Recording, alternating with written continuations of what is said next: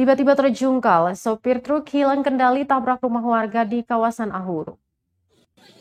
Insiden kecelakaan tunggal terjadi di kawasan Ahuru, Kota Ambon pada Selasa 9 November 2021 pagi. Kejadian terjadi pada pukul 7.40 waktu Indonesia Timur, tepat di jalur turun dari arah Karpan menuju Ahuru. Truk bernomor polisi DE8269LU yang mengangkut besi tua terjangkul dengan menabrak pagar rumah warga. Pantauan tribunambon.com di lokasi, mobil truk berwarna merah ini menabrak tembok satu rumah warga di area sekitar tempat kejadian perkara. Beruntung tabrakan tidak sampai menghancurkan tembok rumah warga tersebut.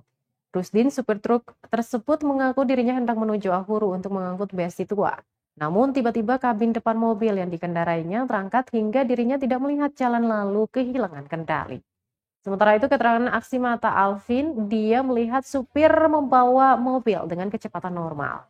Saat menabrak tembok rumah warga, saksi mata mendengar suara dentuman yang cukup keras akibat hantaman tersebut. Kecelakaan lalu lintas itu juga tidak menimbulkan korban jiwa baik warga maupun sopir truk. Kejadian naas itu sudah dalam penanganan kepolisian dan sedang menunggu proses evakuasi.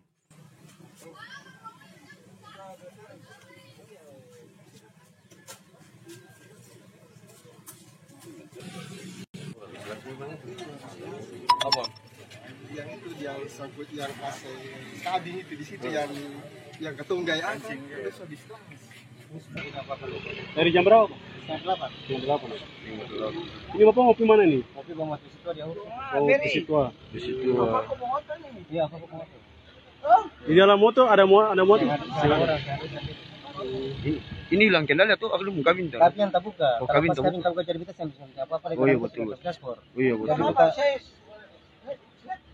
Kabin tak buka. Kabin tak buka kabin. Kabin bukan nih.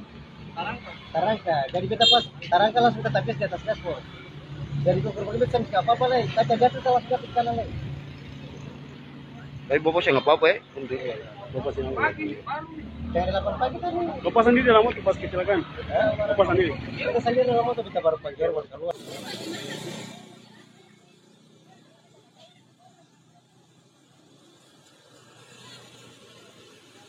Terima kasih sudah nonton.